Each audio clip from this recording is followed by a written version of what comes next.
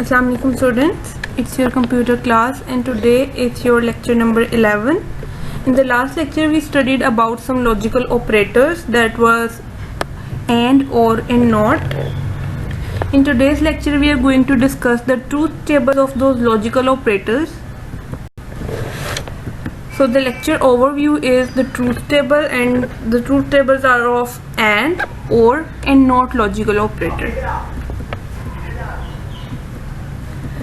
So the first thing is, what is a truth table?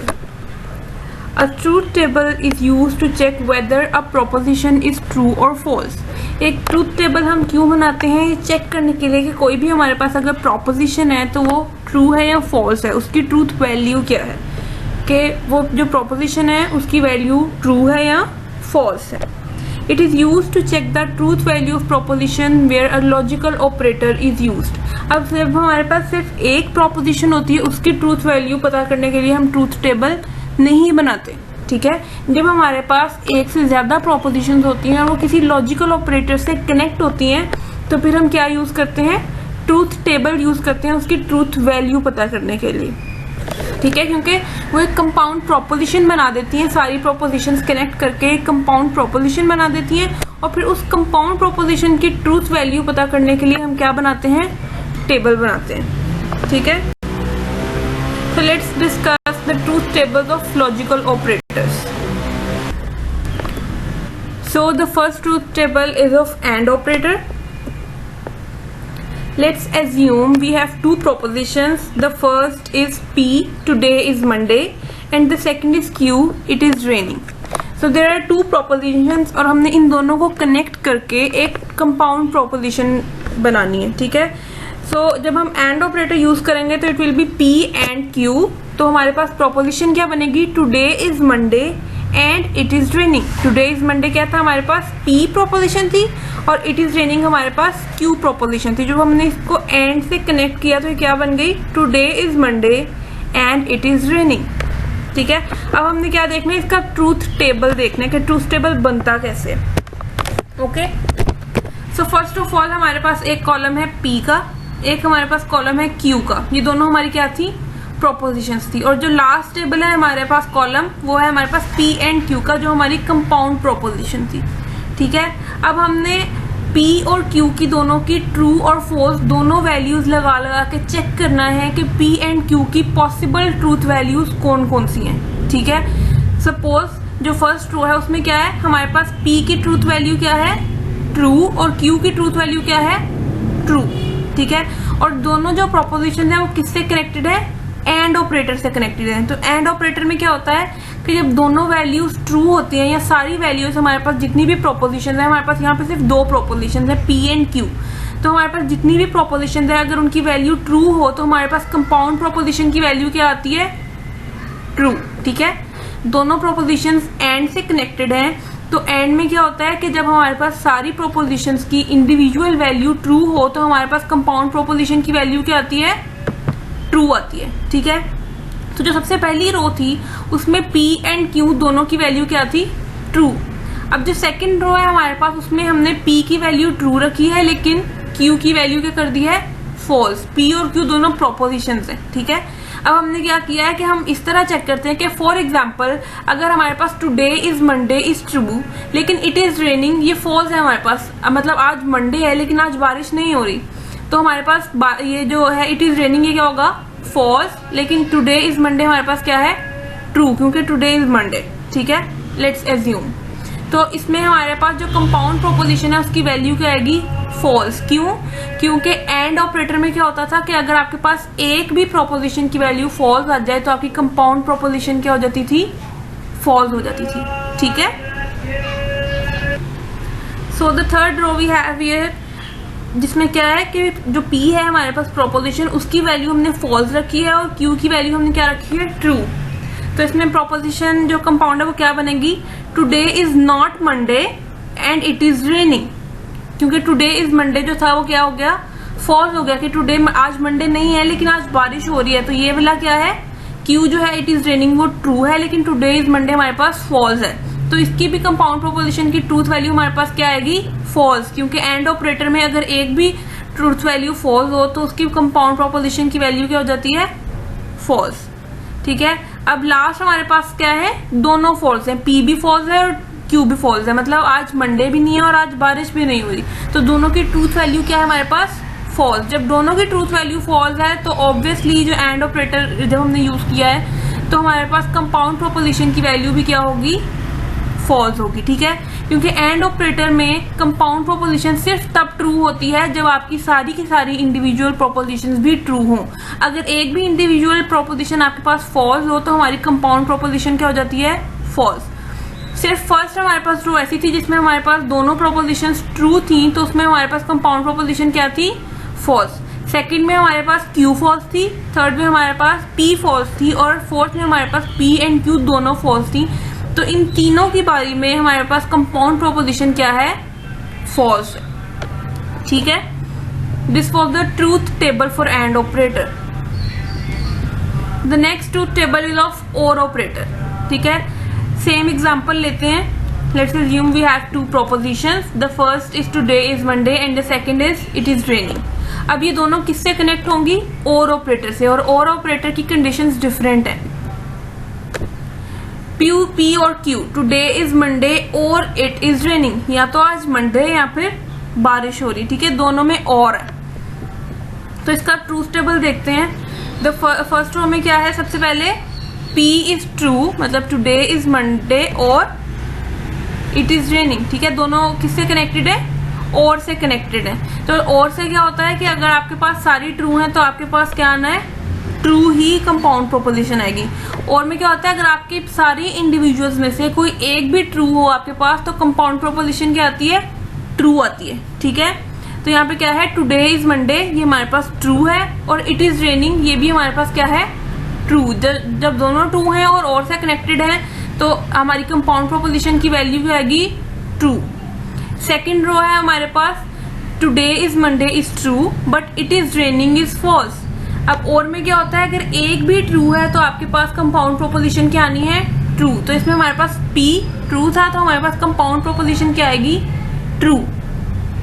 अब third में क्या है, टुडे इज मंडे जो है वो फॉल्स है, लेकिन इट इज रेनिंग ट्रू है। तो हमारे पास इट इज रेनिंग ट्रू है ना, हमारी दो इंडिविजुअल प्रोपोजिशन थी उनमें से एक ट्रू है, तो इसका मतलब है और के केस में हमारे पास कंपाउंड प्रोपोजिशन क्या आएगी, ट्रू। फोर्थ है हमारे पास P इज फॉल्स, मतलब टुडे इज मंडे की ट्रूथ वैल्यू क्या है हमारे पास, फॉल्स। और इट इज रेनिंग जो हमारे पास Q था वो भी क्या है, फॉल्स। जब दोनों फॉल्स हैं, हमारे पास कोई भी ट्रू नहीं है, तो हमारे पास और की ये जो कंपाउंड प्रोपोजिशन है इसकी ट्रूथ वैल्यू क्या होगी, फॉल्स। ठीक है, और के केस में क्या होता है, जब तक आपके पास सारी इंडिविजुअल फॉल्स ना हो जाए आपकी कंपाउंड प्रोपोजिशन फॉल्स नहीं होती।